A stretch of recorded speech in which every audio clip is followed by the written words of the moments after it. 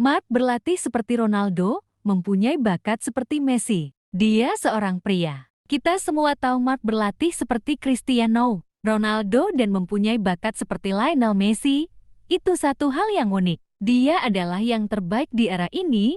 Dia seperti ada pada dimensi lain. Mark tidak pernah berhenti membuat kagum. Dia bahkan lebih baik daripada sebelum kecelakaan. Apa yang Mark lakukan sungguh luar biasa. Saat ini, Mark seperti seorang veteran yang kembali dengan sangat segar dan sudah merasa seperti juara dunia. Dia berhasil melalui 4 tahun yang mengerikan. Dia bisa menikmati gairahnya dan akan terus bersenang-senang. Saya merasakan percikan dalam tubuh saya, bahwa saya berada dalam momen ketenangan dalam hidup saya, baik pribadi atau profesional. Saya pikir saya telah mengatasi tantangan terbesar dalam karier olahraga saya. 4 operasi lengan, banyak cedera bahkan masalah mata. Itu adalah 4 tahun yang mengerikan yang tidak ingin saya alami pada siapapun. Itu adalah tantangan dan terberat. Saya berhasil melaluinya. Jadi bagi saya adalah juara dunia. Saya bisa menikmati gairah saya dan akan terus bersenang-senang,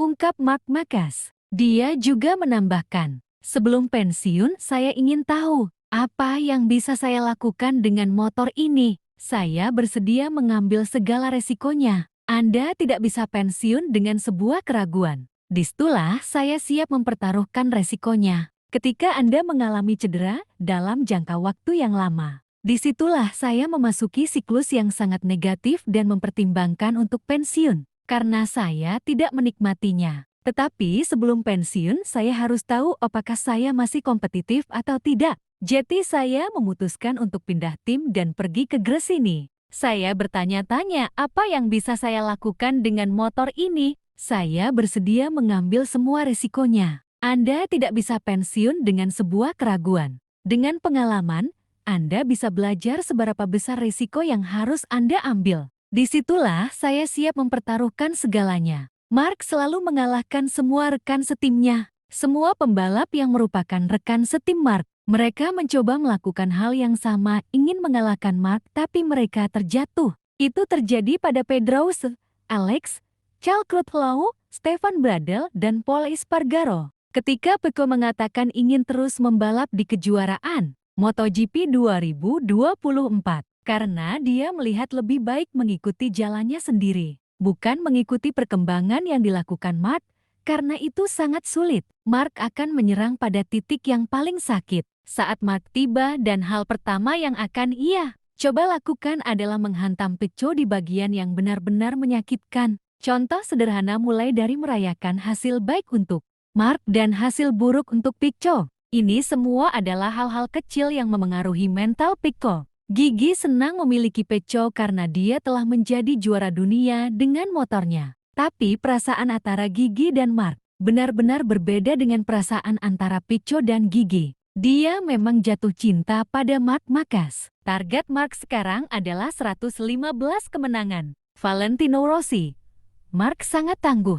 Kini ia punya motor yang fantastis dan tim yang fantastis pula. Mungkin sebagian orang mengatakan tak akan terjadi. Tetapi Mark akan melakukannya dengan fasilitas yang mumpuni. Mark menyamai kemenangan Angel Nieto dengan 90 kemenangan. Dengan umur yang masih dibilang muda dan fisik, maupun stamina yang masih jas serta didukung motor dan tim terbaik saat ini, mungkin ia akan memecahkan rekor kemenangan terbanyak milik Valentino Rossi, bahkan milik Giacomo Agostini dengan 122 kemenangan. Entah apa yang terjadi pada Pecco musim ini, berbeda untuknya setelah bergulirnya 2 ronde di Thailand dan Argentina. Apakah karena ada Mark yang menjadi rekan setimnya, apa karena ada problem pada motornya, atau mungkin sirkuitlah yang menjadi kendala? Bagi Pecco, saya merindukan perasaan yang saya rasakan tahun lalu. Mungkin saya akan kembali sepenuhnya ke GP24. Saya berjuang untuk menemukan kecepatan saya. Memang benar bahwa saya tidak terlalu jauh dari 2 pembalap pertama. Kita berbicara tentang 1/10 setengah lap, tetapi itu cukup untuk membuat mereka pergi. Pertarungan dengan Zarco dan Frankie juga membuat saya kehilangan waktu. Tetapi untuk bisa lebih baik dari posisi keempat akan sulit hari ini. Saya melakukan start dengan baik, tapi kemudian saya tidak bisa mengatur ban belakang. Saya melakukan yang terbaik setiap kali saya memasuki lintasan. Ada pekerjaan yang harus diselesaikan.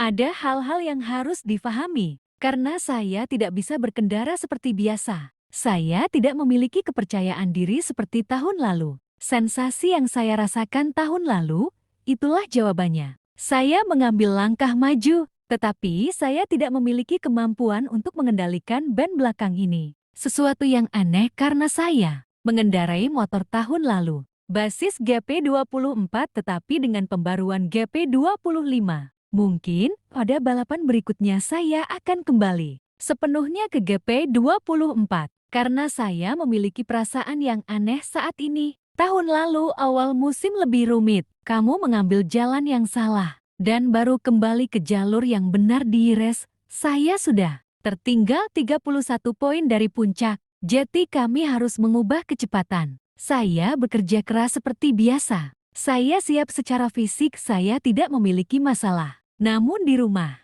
saya akan mencoba untuk meninjau dan menganalisis segala sesuatu untuk beradaptasi dengan situasi saat ini, ucap Pico. Di kubu Ducati Opa Deligna mengomentari penampilan kedua pembalap andalannya, yaitu Marquez dan Pico. Saya sedih untuk Pico. Sama seperti saya gembira untuk Marc Marquez, Marc tampil gemilang. Tetapi saya tidak akan puas dengan para pemain kami sampai kami memberi Pico kesempatan untuk menunjukkan potensinya. Kelas Marc adalah bukti keberhasilannya di Thailand dan akhir pekan kedua berturut-turut. Ia mendominasi segalanya, memenangkan pole, sprint, balapan, dan lap tercepat. Bakatnya luar biasa dan perilakunya luar biasa, serta kecerdasan dan kepekaan dalam mengelola tindakan dan sumber dayanya. Mengantisipasi dengan tepat bagaimana semuanya harus berakhir. Ini adalah kemenangan motoknya yang ke-90, dan rasanya seperti yang pertama. Dengan segala hormat saya sedih untuk Pico. Dia tidak seharusnya bekerja keras untuk mendapatkan tempat ketiga dan saya gembira dengan hasil. Marc yang luar biasa. Saya tidak akan puas dengan hasil yang sudah sangat baik, sampai kami memberinya kesempatan untuk menunjukkan potensi penuhnya di lintasan, untuk bersaing secara setara dalam pertarungan di antara para juara, ucap Gigi Daligna. Kemudian ada Marco Bezzecchi yang kehilangan poin di MotoGP. Termas de Rio Handicap Argentina, setelah menabrak Fabio Quartararo di tikungan pertama. Kesalahan besar bagi saya. Ini merupakan kesempatan untuk meraih kemenangan dengan tim baru saya, Aprilia. Kami sama-sama pernah menjuarai di sirkuit ini. Ini sangat disayangkan. Setelah saya bertabrakan dengan Fabio, saya bertanggung jawab penuh atas kecelakaan di tikungan pertama. Saya terlambat untuk pengereman. Saya salah mengkalkulasi di titik mana saya akan mengerem hingga menghantam ban belakang Fabio setelah berhasil menghindari Frankie, tetapi tidak dengan Fabio. Jadi, ini kesalahan besar yang saya buat. Saya sudah minta maaf. Saya bertanggung jawab penuh atas kecelakaan di tikungan pertama. Saya sudah meminta maaf kepada Fabio maupun timnya. Kami memiliki kecepatan untuk berjuang demi posisi yang lebih bagus. Meningkatkan kemampuan masih perlu kami lakukan di babak kualifikasi. Itu tujuan saya untuk Grand Prix berikutnya. Di sesi pemanasan, saya mengendarai motor dengan perasaan baik-baik saja. Melaju dengan baik itu harapan saya. Tetapi insiden di tikungan pertama mengubah rencana saya, ucap Bezzecchi.